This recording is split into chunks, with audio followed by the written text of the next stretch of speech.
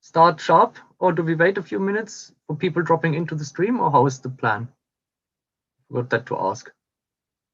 I think we can. Let's wait 1 minute, and we still have 40 participants. So let's wait 1 minute, and then for those of you still here, we are just starting our new session of talks, and Daniel Fisher from Look in Finland will be chairing this session. He will be chairing the next talk and the flash talks.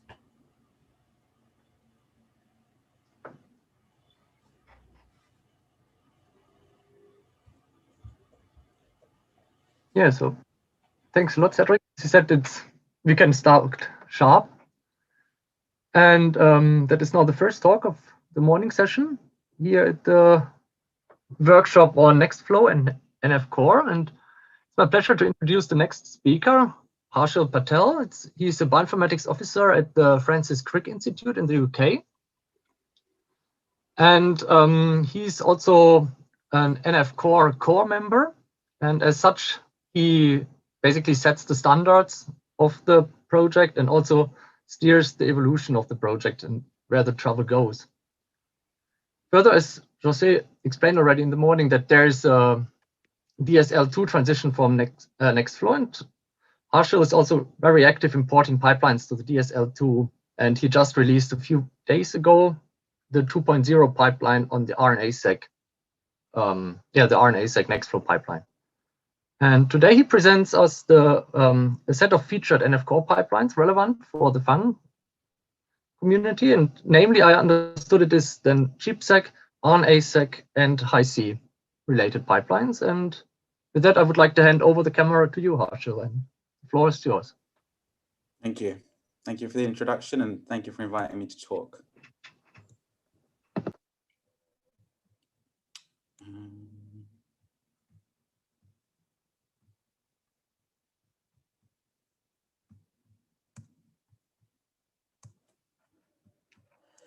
Can you guys see the screen? Yeah. Yes. Cool. Right, so yeah, thank you for the introduction. Thank you for inviting me to talk. As Daniel mentioned, I am one of the core members of nfcore, and my bread and butter contributions really revolve around pipeline development, although I am quite active also in being involved in discussions about standardization, reproducibility, adding other cool new features that we can to make these pipelines even easier to develop and more transparent in terms of how we are doing things on nfcore. It's an amazing community to be a part of, and things are constantly changing on a day-to-day basis. The primary portal of information that we have, as you may have realized already, is the website, and Phil Yules has done a massive amount of work on this, so kudos to him, as well as Matthias more recently has added some really new cool features to provide information not only for developers but also for users, and it's a constantly changing landscape.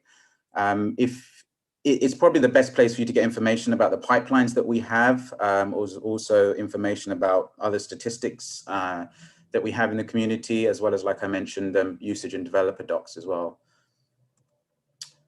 You can also get pipeline information from the nfcore tool suite that we have developed and we actively maintain within the community. And that is a suite of tools that we have developed to give developers an easier transition into writing Nextflow workflows, and also allows us to impose standards on the workflows that developers write. So, for example, linting workflows to look for consistency and standards that we have set. But it also comes with other tools like this, which is just listing pipelines that you have locally and what versions you have locally, for example. So we have 41 pipelines in total. The majority of them are from a sort of genomics background. As you will see there's lots of seqs in that listing. But we are getting more and more pipelines from the proteomics community, for example, which is great also. And it also emphasizes the fact that the framework that we're building is quite generically applicable to other fields within the life sciences. And we have, I mean, 2/3 of these pipelines are now released at least once. And that is amazing as far as I know, because develop users can just come to the nfcore website, for example, see a pipeline listed. It saves them the hassle of implementing things.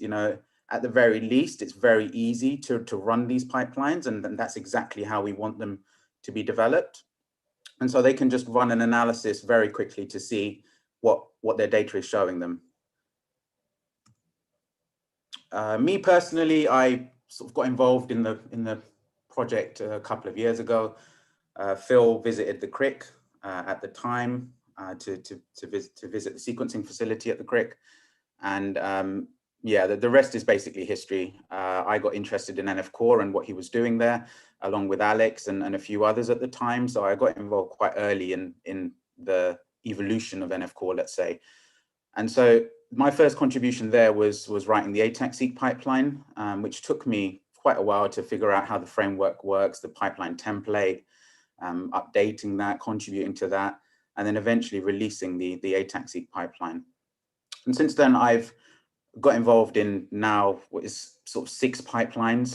The chipset pipeline was an old NGI pipeline that Phil and others had written from there at SciLife Lab. And I kind of took over the development of that because the processing is similar to ataxic. And so I've now ported a lot of the functionality in ataxic to chipset. So they're very consistent in terms of what they're doing and how they're doing it. Similarly, I also have written an M&A-seq pipeline, which hasn't been released yet because I always seem to be distracted by other things. But hopefully soon we will get a first release of that out. Also, more relevant to this pandemic, at the beginning of April or end of March, I would say, the people on nfcore decided that they wanted to contribute a workflow for the analysis of COVID data. And so we all sort of rallied together, and it was really nice, cool community effort to write a pipeline. And in this case, it was called Viral Recon. And we collaborated with scientists at BUSC in Spain. I call it BUSC because it's a mixture of uppercase letters and Roman numerals, and BUSC just seems easier for me to pronounce. So we'll go with that. But so they had already started writing workflows, and we wrote this workflow for the analysis of Illumina sequencing data from either Arctic primer generated data or for metagenomics data. And that really has been useful, especially for me, for example, in-house in our COVID efforts, because we're doing testing for healthcare workers in the UK as well at the Crick, and for others on the Slack. I've also been quite heavily involved in the development of the NanoSeq pipeline. So this is sort of a generic nanopore sequencing pipeline. We started work on this, I think, a year and a half or so ago, because we had some nanopore data, and it was incredibly difficult figuring out how to analyze the data, how to do base calling, how to do demultiplexing, all of this type of information. And so we decided to write an nfcore workflow, which is what you do. And so the pipeline at that time was using Guppy to demultiplex the base call and demultiplex the data, and also doing some downstream analysis with Minimap and GraphMap and other things. And actually, we've released another version recently through collaboration with Jonathan Gokay's group from the A-Star in Singapore, and they've added a bunch of RNA type processing to the pipeline as well. I also have written an image analysis pipeline. So this is completely new to me. I've never done any image analysis, but we had a hackathon at the Crick, and some scientists were struggling with streamlining the analysis of image data they were getting from image mass cytometry. Each image was taking them, I think, 4 minutes, opening various GUIs to look at the image, generating masks and so on. And this pipeline now just requires a sort of training truth data set that you feed in via plugins, and it runs completely automatically on the cluster now, which is amazing. And also, again, shows the flexibility of the framework for different types of pipelines. In terms of cool new features, we've recently, I think a few months ago, in the last pipeline release. Again, a lot of this work was done by Phil on the website end, and also the standards for adding the functionality to tools, and also Matthias as well. And so now all of our parameters, instead of defining them manually in multiple places in the pipeline, we have a single JSON file that allows you to define what these parameters are, some help text, what default values are, and even flashy new icons that you can add to them as well. And so this is great. And it just means that you just define a parameter once now in the pipeline, and it's used everywhere it should be. And so it saves developers a lot of work. But on top of that, it adds a lot of functionality. Because now this is computer readable, we can do a lot of things with this. So we can validate, for example, that the parameters that the users are providing to the pipeline are correct. And the classic example of that is -- resume as opposed to -- resume. -- resume is not a pipeline parameter. It's actually a Nextflow core parameter, and it's a common mistake. But with something that's computer readable, we can validate things like that. We can launch pipelines directly via the website. So Phil showed you briefly how this works. Because we have these parameters, we can render them on the website. Users can select different values they want, and then we can launch this directly via the website. And also now Phil's also added connectivity to Nextflow Tower, so you can launch them directly via Nextflow Tower. We can also lint to make sure that, so if you, for example, add a parameter during your development and you forget that you've added it to the pipeline, the nfcore lint tool, which we use, as I mentioned, to set standards and to make sure that the template is correct and adheres to the standards we have set, will throw a warning or an error asking you to actually update your pipeline schema. And I'll show you an example of what that looks like online. Phil's also built up a lot of website integration with this to make it ridiculously easy to edit that schema.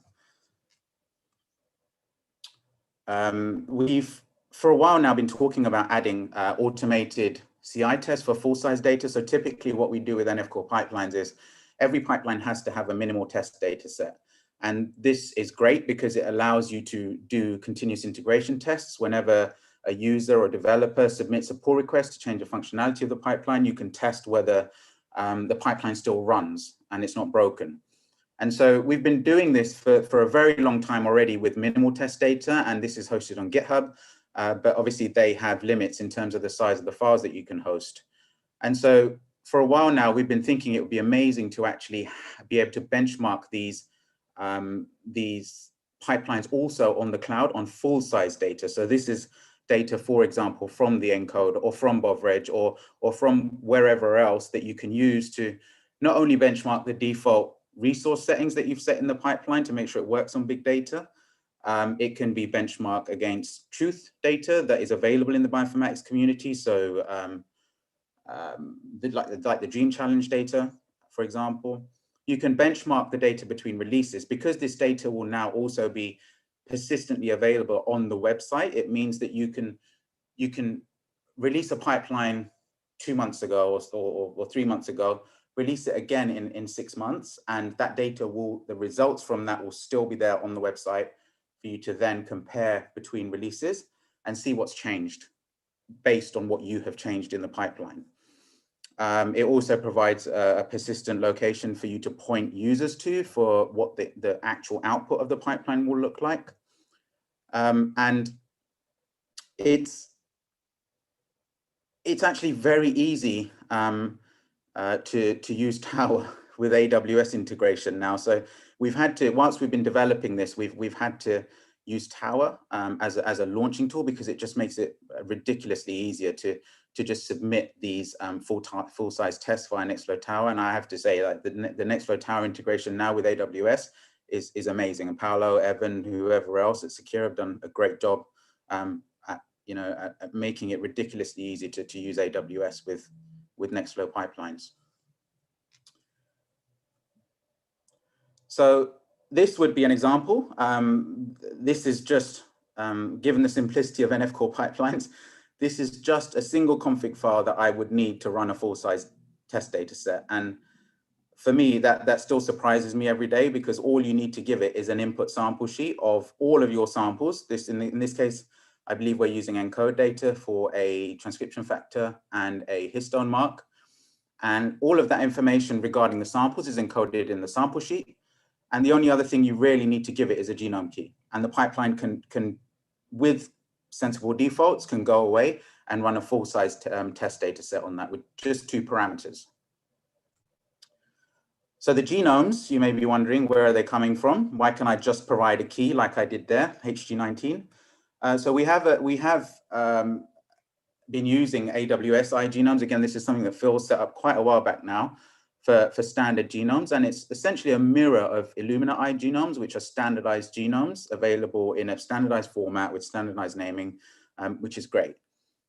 But recently, it's becoming more apparent that this is probably a bit more outdated now, and we need to update things. And that's not always that trivial, syncing things with AWS. And so we have also been looking at adding RefGenie support, and we're sort of in the early stages of doing that. And this hopefully will make things much easier for us to work with genome data.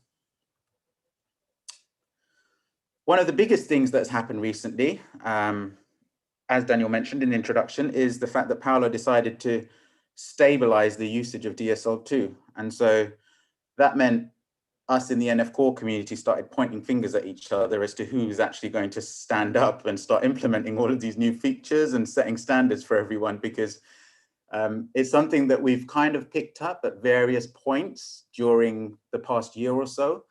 But no one has actually sat down and, said, okay, we need to do this type thing, and we need to batter through all of these different questions we may have and all of these different caveats that will, prevent us from standardizing the modules. And I think the biggest breakthrough we had was actually at the July hackathon, which also highlights why these sorts of hackathons are great, because you can, you have a group of people in the same location at the same time, albeit via Zoom, all contributing intensively to a single task or multiple tasks. And it definitely helps to have that sort of attention. So at the last hackathon, we came up with a skeleton set of outlines we would have for what we have now called nfcore modules. And in its simplest form, a module file would be a FastQC wrapper, for example. So it's just running a single tool. They're very atomic. So you have individual module files for FastQC, for BWA index, for BWA mem, and so on. And this just makes it much more reusable. The more atomic things are, the more reusable they are, because they can slip into any workflow.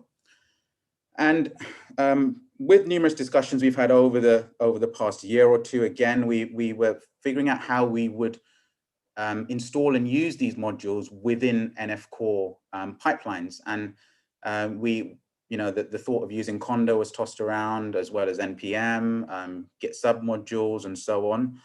And in the end, we decided that a custom solution would be the best. So we are going to add, for a number of reasons, mainly for simplicity, but for a number of reasons.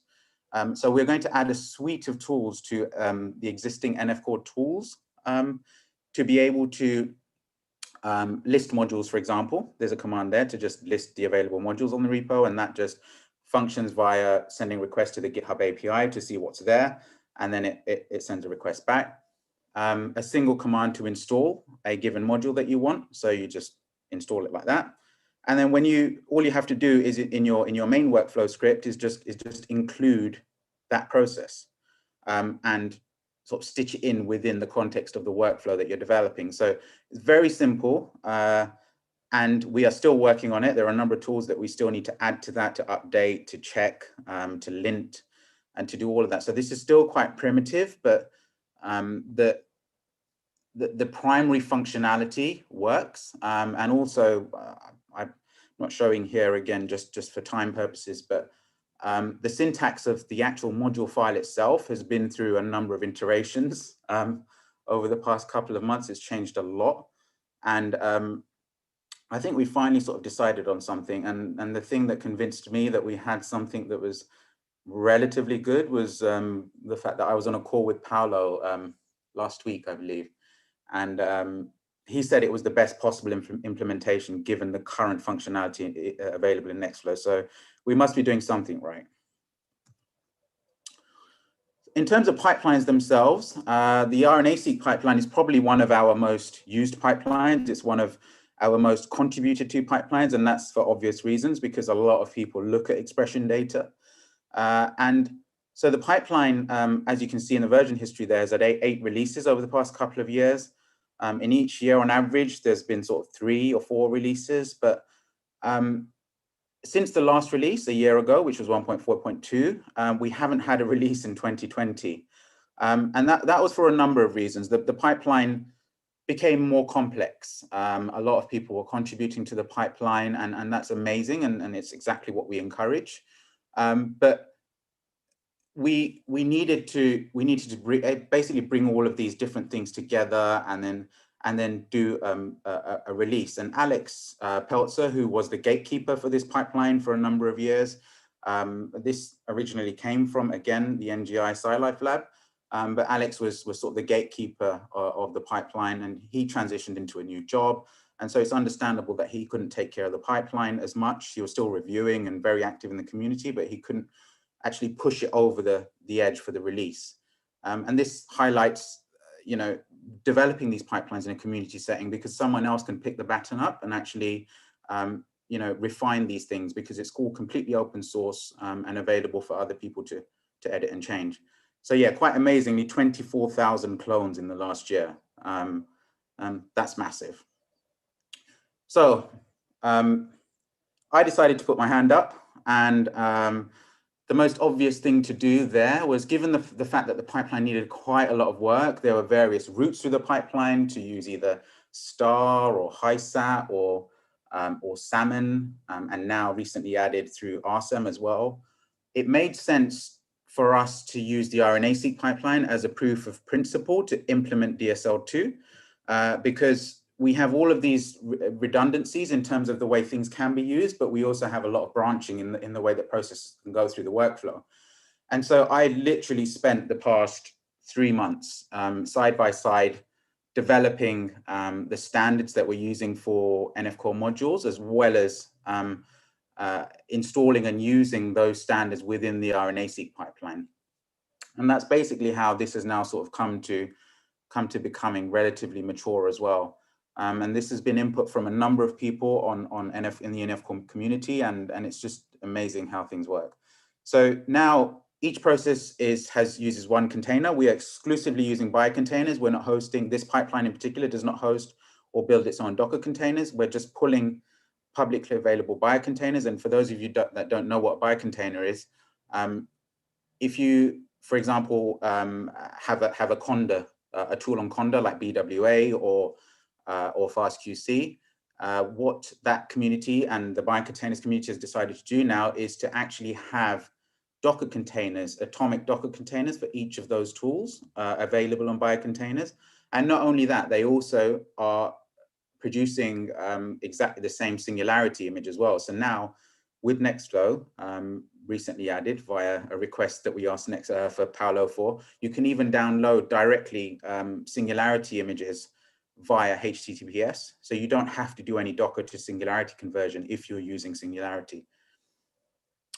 And one of the coolest things, I think, personally for me, adding to the pipeline out of this, was the ability to download FastQ files from the SRA, ENA, or GEO. So as you know, Nextflow has a native feature for this called From SRA. But I wanted to add a bunch of features on top that help with creating the input sample sheet for the pipeline automatically at the end, which, as you know, is amazing, because normally you have to go to different places to get information about where to download data for these IDs. You have to collate that somewhere, use a wget or a curl to download it, then create the input sample sheet. And even then, you don't know whether it's correct, because you haven't or may not have performed an MD5 sum check on the data.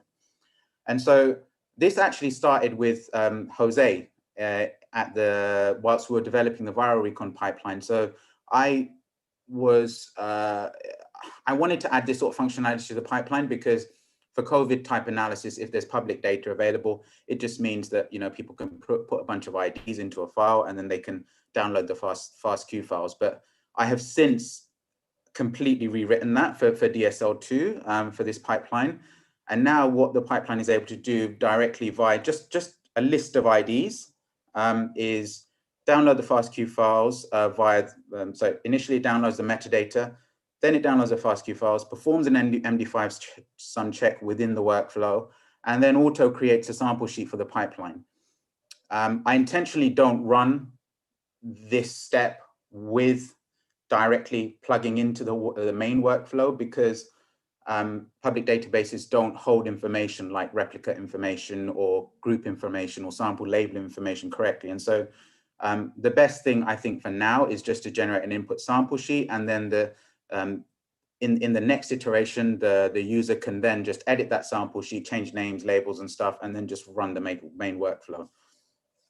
Other new features, like I mentioned, sample sheet input. This allows us to do a bunch of cool things like merging sample sequence multiple times and generating PCA plots because you now have replicate information and so on. Adding UMI support, which was added by Gregor actually, as well as the RSEM support. So thank you to him for that. Ribosomal RNA removal. There's also a cool new feature now that does strand specificity checks. So again, going back to public data, if you download a bunch of RNA-seq data from the SRA, there isn't always accurate information as to how that data was generated in the lab. And so you may not know how it was generated strandedness-wise. And so the pipeline now has a check right at the end that it performs to see whether the strandedness you've provided in the input sample sheet matches with the output of infer experiment, which is a tool that you can use to check this. And if it doesn't, it will generate a big warning at the top of the multi-QC report. And that basically means that, you know, please rerun this, get the strandedness right type thing. Also support for ERCC spike-in type sequences and GFP. And so, yeah, this has been a massive release. A lot of people have contributed, and you know, I done the DSL2 port and adding in a few new features, but a lot of the basal functioning was added mainly by the community. I initially started trying to port the DSL2 functionality to the chipset pipeline until I got distracted by the RNA-seq one. So this is kind of just sitting there waiting for some TLC. And the great thing is that, you know, hopefully with DSL2, a lot of what I've done with the RNA-seq pipeline now, I can just plug and copy that into this chipset pipeline, which is the whole philosophy and usage around DSL2, that you know, you can reuse these things. Ataxi needs even more TLC because I've done no DSL2 conversion there. But again, going back to the chipseq pipeline, I'm hoping for a sequence of events here where I add this functionality to chipseq, and it'll be even easier to copy it all back into the Ataxi pipeline to use. In terms of usage of these pipelines, you can see that it's incredibly similar. So all of these pipelines now take an input sample sheet. We're moving towards standardizing these parameters even more. So, you know, people can run these pipelines relatively easily. Even, for example, the headings within the sample sheets themselves are standardized. So you can create a sample sheet that you can, you know, you can use similar scripts to create the same sample sheet. We're even looking at what is a new standard called the PP standard to standardize that even more. So watch this space. But overall, I think it just comes down to these set of commands to run the pipeline. And then that's what I think what is really cool about nfcore pipelines. I just need to make sure that I have Nextflow installed and some sort of containerization technology. So Singularity or Docker ideally. Conda isn't great for reproducibility. So if you can use Docker or Singularity, that will be better. And then it's simply just a single command, and it gets you a lot of bang for your buck. You know, it does a lot of stuff within the pipeline to actually process the data, to generate QC, to generate reports, and to do all sorts of things. And it's literally just as simple as that. If you need to get in touch, we are all available on Slack. We have various channels for each pipeline. You can create issues on GitHub, or you can talk to us on GitHub as well. We have a Twitter account, and we have also recently, oh, I need to update that. We have recently we have recently had a paper been published in Nature Biotech. So thank you, everyone. The NFcore community, the Nextflow community. It's just amazing being a part of this, and anything that I can contribute is, is amazing. Also, the Bioconda and Conda communities for giving us all of this infrastructure to be able to write these pipelines and making the installation of all of this software really easy. And lastly, to my group. So I would like to show you quickly what I mean. Can you see my screen? Yes. Yeah. Okay, cool. So this is the Ataxic. This is the Ataxic repository on GitHub, and you can see there's quite an extensive pipeline listing as to what it does. I won't go through all of that now because it's there for you to read if you need to. But the parameter schema I was talking about is just simply a JSON file like this, where you have a parameter, what type of parameter it is in terms of a string or an integer or so on, a description as to what it's doing, and any help text. Now, it's quite tedious editing this file. You could get an indentation wrong or a comma wrong quite easily. And so Phil actually wrote a bunch of stuff to make this so much easier. And I think this should still be available. So via the nfcore tools, you can load this schema up on the nfcore website, and you get a direct link like this here, if you can see my terminal. And you just literally open that up, and you can change whatever you want in here. So, you know, you can delete this, or you can say that it's a different type. You can set a default value. You can change the help text, and so on. And so it makes it so much easier now to add these parameters. Once you're done, you just click on finished, and that will be saved. As you can see, this exit here, and that will be saved locally. All you have to do literally is just git commit that with your changes. In terms of other cool stuff that we have that I can show you on the website. So this is for the Ataxi pipeline. Again, this is just the main README mirrored on the website.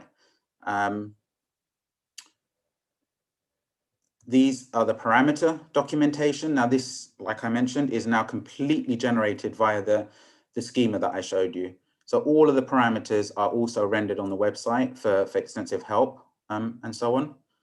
The parameters are also used when you launch a pipeline. You can change it, and this becomes more friendly for users that may not be so familiar with the command line to be able to launch their workflows directly via the website or via linking to Tower. Extensive usage and output docs. So here, for example, running the pipeline, how to use the different profiles that you have, and so on. Also, the format of the input sample sheet.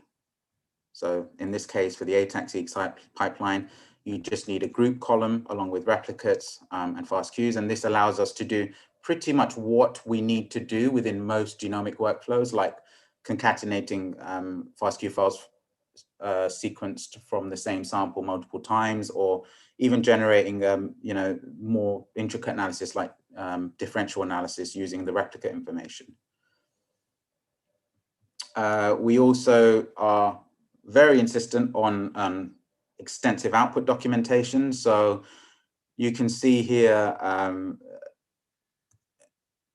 information about the files, the output files and where they are generated. If you click down on this box, also plots and detailed explanation about each of the tools used in the workflow and what they mean and why they've been added to the workflow.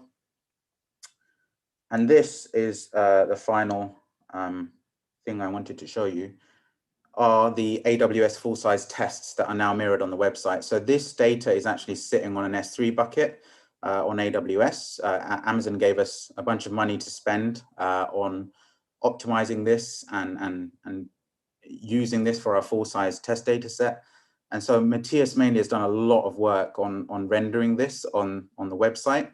And now it's literally a, it's like you browsing through a folder. And so this is, again, publicly available data that I'm using for the full-size tests. And then you can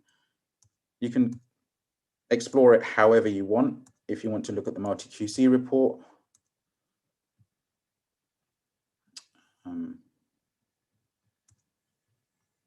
then it's rendered directly in your browser, and it gives you an idea of how many peaks were called, and other various metrics and stuff. So I think I'll finish there. It's a really exciting time. To be a part of nfcore. We're doing a lot of cool things, but we're always welcoming new people to come and help us on our mission to make workflows cool. So please get involved, and if you have any questions, feedback, issues, whatever else, just get in touch. Thank you for your time. Okay, so thanks. I mean, you would have still some time according to the program. So if you would like to demonstrate still further, it's a change in program actually, because the time slot is until 12:30 time. But of course, I mean, we can also go to the questions, because I'm pretty sure there's lots of questions coming up. All right. I don't know. Actually, I have a question for Harshil. So very nice talk. And it's regarding the modules. So somehow, no, nfcore will become like the repository of Nextflow modules. So no, because people will refer to nfcore. So I have a couple of questions regarding this. So have you think maybe of having kind of this browser rendering for the modules in the website? So it would be nice that you can see in the web which models are available and which versions have been has been created and so on. Possibly. We haven't really thought that far ahead yet, because we have got together all of these standards. So this is the main GitHub repository for nfcore modules. As you know, you've contributed to this as well with all the vector stuff and all the other things. But you know, I've literally written a lot of this documentation. It's quite primitive here in terms of how you should create modules and stuff. The priority, I think, really would be to be able to add this functionality first to nfcore modules, so nfcore tools, and the modules functionality we have within that. And so that will ideally, you know, help developers have all of this functionality. So there's a few things listed here. You can see, for example, that we haven't implemented, but we have plans to. So yes, we plan to first add this all to nfcore tools. We're still finding our feet a little bit with all of this, and possibly on the website then. Yeah, I don't see why not. Maybe we could add some sort of search functionality or something else along with that to list modules and stuff. So yeah, I don't see why not. But it's probably not a priority at the moment, because we need to get the core functionality sorted out first, because it's still changing a little bit. Okay, and regarding this, so if you become like the reference for the model, for the Nextflow modules, have you thought to have kind of a sub group or even like a sub project that take care of this? If you become like like the reference, so that you take care of having all the Nextflow modules or something like this. I don't know if I make my point regarding this. So it would be like, biocontainers, but for Nextflow modules, let's say. That's exactly the plan. That's exactly the plan for nfcore modules. And that's also why it's taken this long to get it right, because we want anyone to be able to just install these modules in their workflows and use them. And factoring in the flexibility to do that has been one of the things that's taken this long.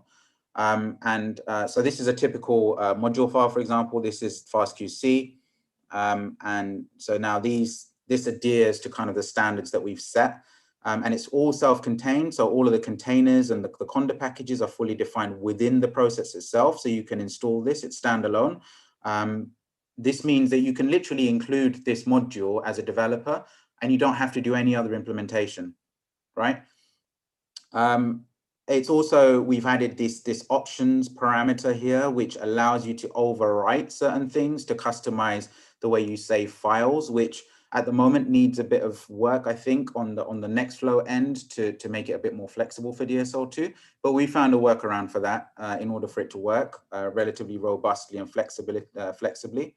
And also, for example, simple things like passing arguments to tools. So, not every developer will want to run the same module in the same way. And so they might want to use a different argument. And normally with nfcore pipelines with DSL1, what we'd have to do is physically change the pipeline code to deal with this. But now you can, I won't go into the nitty-gritty details, but now you can basically provide config options that allow you to override this from the developer aspect. So you can provide your own parameters. The only things that are required are what typically define a Nextflow process are the inputs and outputs.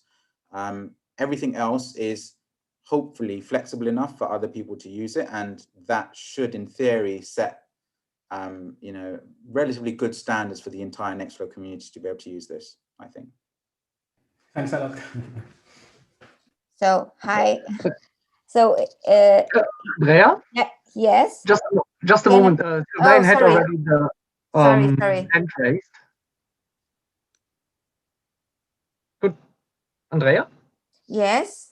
Could you wait until Sylvain has his question, because he just raised his hand already? I think he was Yeah. That's why I was quiet now. Yes, sorry. Sorry. I wanted to know, so the function, the possibility of downloading FASTQ files is very nice and exciting. And you mentioned at some point issues with the metadata, right? Yeah. So the fan community is putting a lot of efforts into organizing, collecting metadata, and I wanted to know if you had plans to maybe allow this function to synchronize or to download also metadata from the FANG data repository, or is it something that could be organized later, maybe? So let me show you exactly what does the crux of that work. I mean, it's incredibly simple. I didn't want to overcomplicate it. But it's literally just using Nextflow to do, it's a Python script that I wrote that,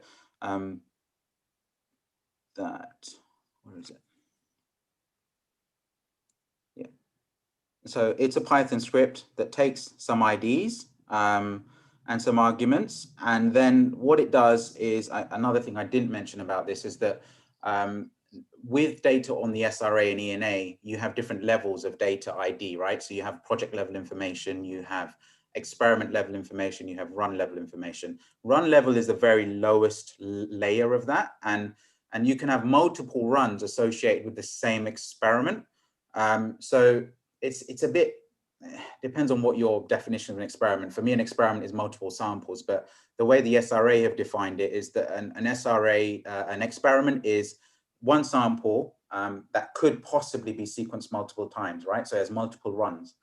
And so another thing that I spent ages, playing with URLs and API requests to the EBI and others, is to be able to resolve that run information back to the experiment ID. And so when you create an input sample sheet, the pipeline is aware that it needs to merge the FASTQ files from those different runs. Yeah, because they're associated with the same ID. And that actually took most of my time. But yes, so if it's something, so you can see here a bunch of API requests. A lot of this initial code actually came from the work Jose done. But you can see these API requests here. yes. If there's something similar that you guys have or can provide, then there's no reason why we can't add it in. Yeah, it's a very good point.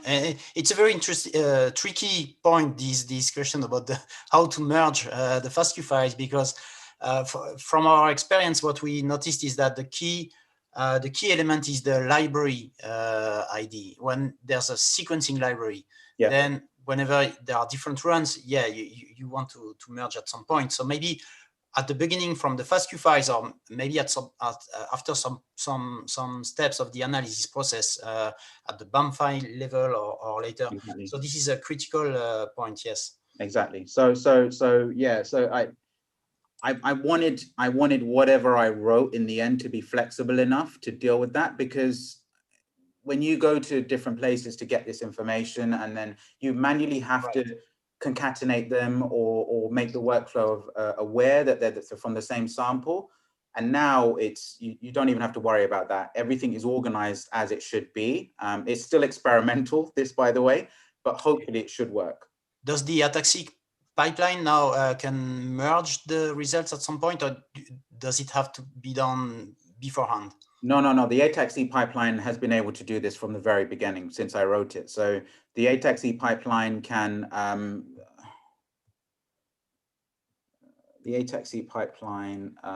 because it takes an input sample sheet, and that's key for a lot of this functionality, is it's able to, where's the documentation? Sorry. Yeah, right. In the configuration file, I mean, in the additional file with the input files, right? Yeah. So here we go. Look, multiple runs of the same library. So the group and replica identifiers are the same when you have resequenced the same sample more than once. So you can see this group control here and control here. If you have the same replica identifier and different FASTQ files, then the pipeline will automatically know that you need to merge these sets of FASTQ files to get that replica data. And the Ataxic and chipset pipelines actually map this all independently as well. So they map the data, everything independently, and it's merged at the BAM file level. But for the RNA-seq pipeline, you can't do that because a lot of the downstream analysis you do with RNA-seq depend on things like gene models and other things where you need to actually merge at the FASTQ level. So for the RNA-seq pipeline, I literally just do a cat right at the beginning of the pipeline. All right, thanks. Thanks. So Andrea is still having a question, I suppose. Hi. So we started discussing on chat, and I was listening. Because my question was regarding, for example, for the pipeline that you showed for Ataxic, I would need the first parts of the pipeline for my analysis, and then I would like to correct with and develop modules for population genomics. So in terms of pre-processing, everything would be the same, but then the analysis will kind of be more specific, and it would be good and actually to have a place where we could just get the modules that we need, and then we just continue building up the rest. Yeah, so this is, that's also quite an important point. So this is, it depends on what level those modules are, right? So if the modules are atomic, like we have one nfcore module, so you have one module for FASTQC, one module for BWA index, then that can be used anywhere. But when you chain modules together, you now have what we have called a sub workflow, right? Mm-hmm. Yeah. And so that offers a higher level of functionality. So that might then be, you know, one of the most trickiest things, I think, especially in genomics, is filtering BAM files. And it's taken me years to figure out how to do that properly and consistently, which is exactly what I've included in the Ataxic and the chipset workflows. But yeah, so that would be a sub workflow, for example, filter BAM, right? Yeah. Once we start transitioning into DSL2, personally, I think the most powerful aspect of DSL2 will be sub workflows, because then these things you can share amongst pipelines, and you're not only just atomically building these things now, you are actually putting a chunk of functionality straight into a pipeline. How we host these on nfcore, we still are a bit unsure yet, because things start becoming complicated with the fact that you might need custom scripts and other things within that sub workflow for Nextflow to work, and then how you install these and import them in the workflow, providing, you know, Nextflow has standard paths like the bin and stuff that it uses to this type of stuff. So that's another layer of complexity we haven't really fully attempted to figure out yet. Actually, we probably will in the future at some point, I'd imagine, but not for now. And so I guess the short answer to that is, if it's been implemented in an nfcore pipeline, you should be able to just copy that chunk of code into your pipeline and do whatever you want. If it's not, then I think you need to be writing an nfcore pipeline. But also, I think another thing I didn't mention there is that the way that we tend to set pipelines up, especially me, is I add extensive skip parameters to the pipeline. So you can imagine only running a particular chunk of it. And so, you know, if you set the right skip parameters, you can literally chunk out a lot of the processes in this pipeline. So all of this downstream stuff, I think if you set max G size, which is a parameter, to false, it will skip all of the max peak calling and all of that. So you can probably kind of still do this with the existing implementation with the correct skip flags. But yeah, I get what you mean. And I think sub workflows are going to be incredibly important. Okay, thank you.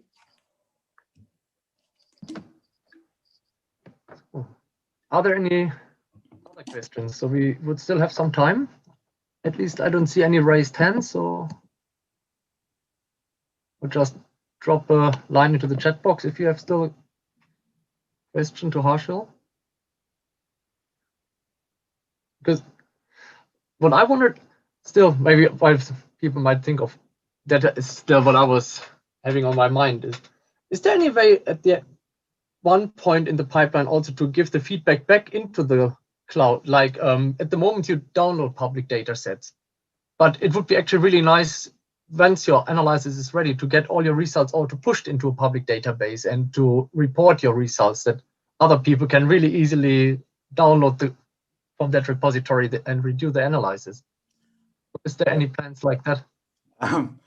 That's another beast. I mean, that is, you know, so me, for example, I still have a day job where I do a lot of project work as well, proper project work like RNA-seq analysis for real experiments and stuff. And I typically upload all of my data to GEO, but GEO require you to fill in an Excel spreadsheet, right? With information. How do you automate that? Yeah, maybe for other instances like the ENA and others, they're a bit less fussy about that, and it's possible to automate. But in our instance, the GEO typically, you know, and it's also easier for scientists to understand, because me as a biometician, I can't fill in the entirety of that spreadsheet. I don't know where the cells have come from, how they've grown them, what genotype they are, what treatment they've used, you know, what protocol they've used, until they tell me. And so and a lot of the time, I don't really find out about this information until right when they're ready to publish. And so it's very difficult to streamline that sort of thing on the overall. However, you say that if I go into the Ataxi, and this is something that I opened in 2019. So it's an issue there I've created. I still haven't really done anything about it because I'm not sure or had the time to do anything about it. But what would be nice is if these pipelines are able to prepare the data for upload to GEO, right? So, or other database. So GEO need MD5 some checks.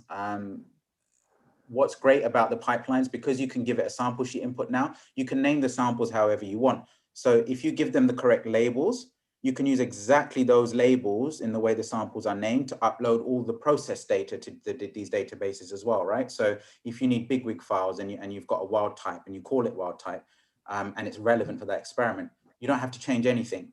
As the only thing you need are MD5 sum checks and other things. So it has been on the back of my mind to make this easier. And actually recently I wrote some custom scripts, a Python script that takes the design file from the Ataxic and chipset pipelines and then prepares all of the data automatically for me to just paste it into that spreadsheet. But I think that for now, that is probably the most you can do is automate the preparation of the data itself. The other fluff, like the experimental stuff, will still have to come in afterwards, I think. Yeah, because I was thinking that would be really nice to have this standardized workflow approach, what you have. Maybe even, as you said, to somehow improve the communication between the bioinformatician and the biologist. That they closer together. If we were using standardized formats and standardized, you know, bioinformatics capable things, other than Excel spreadsheets, then I think we'd be onto a winner. But I actually have a question around this topic. So amazing talk. Thanks a lot, Harshil. Thank you. It's about the standardization. So how far are we from having the modules properly described from an ontological point of view so that they could actually know which one are actually capable of feeding into which ones, you see? If the output and the input were properly described at an appropriate ontological level, it will be programmatically possible to know what combinations are possible. And you could even think of automatically assembled pipelines where you know what you want as an output, you know what you have as an input, and you know how to evaluate the quality of your output. And you therefore have just to grind all this collection of modules until, you know, something similar to genetic programming, for instance, where at some point the proper combination of modules yields a higher accuracy with whatever criteria you have. So how far are we from having something like this? It's a great question, and the answer I default to is I don't know. What I would say though is that we have attempted to try and factor some of this into the standardization for nfcore modules. So again, I didn't really go into much detail, but for example here, this is your standard FastQC module. We have this YAML file, which is a document of inputs and outputs, and who's written it and some description and stuff. So again, if we have a computer readable file in a format that allows to do something like that, then it would make things easier. And this sort of is the initial step towards us going that way. So this file would not only use to be, for example, for pulling in documentation like Jose suggested, possibly on the website, or maybe even when you know, for nfcore tools on the command line. But we are attempting to have these standard formats to document things like this, right? So the input here for this FastQC module is a meta map, which is a groovy map of sample information that would just contains, for example, a sample name called test and whether it's single end or not, and some reads. And the output, again, is your meta map, as well as the output of FastQC here, a zip, a HTML. And so you could imagine using this information to then, depending on the outputs of a particular module, chain together things in the way that you mentioned. Yeah.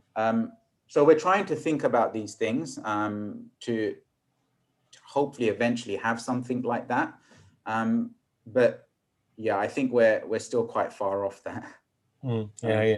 But it has to be a community effort, because absolutely, these ontologies that has to be driven by the users. Yes. Yeah. Thanks a lot. You're welcome.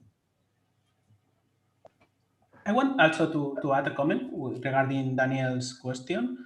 So maybe it's just the perfect moment to kind of create this, for instance, a model that can update this data to the public databases, because maybe it could be worth to try to implement something that can distribute the data in different databases and that you can reuse it among different pipelines. Would it make sense?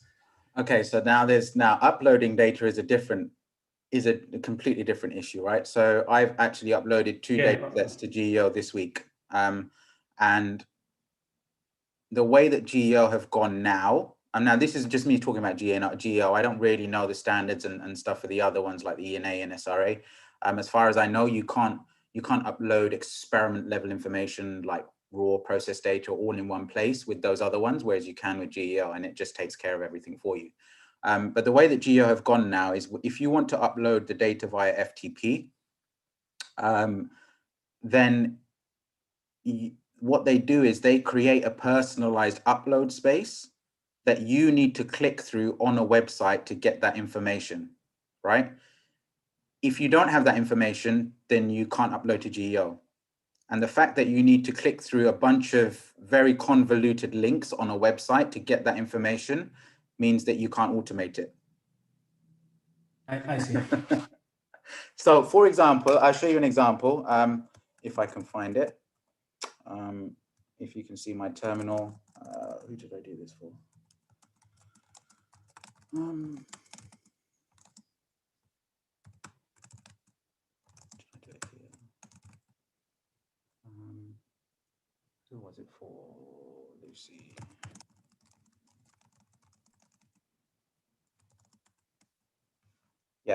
So this is a particular example. These are the commands that I then in the end had to use to upload that data. But you can see that that is a custom path that they provide you with. And without that information, you can't upload that data there. And it's not something that you can get via a pipeline. Okay, I see. Okay. It would be amazing though, I agree. It would be so nice to be able to just do this all and let it take care of itself. But yeah, with the way things are right now, yeah. Okay, so thanks a lot, Harshil, for this really, really nice talk and also for this vivid discussion afterwards. And I think if there's still some questions, there are breakout rooms open during the lunch break where you can meet up again and discuss maybe some details which you didn't want to talk in broad audience. I don't know. And yeah, thanks again. Yeah, I'll be on the nfcore Slack on the thing, so I'll try and monitor it. But yeah, if you have any questions, just ask me there. And then if you want a chat, then I'm happy to join a Zoom call or something. Right. Perfect. Cool. Thanks, guys. Thanks. And I think with that, we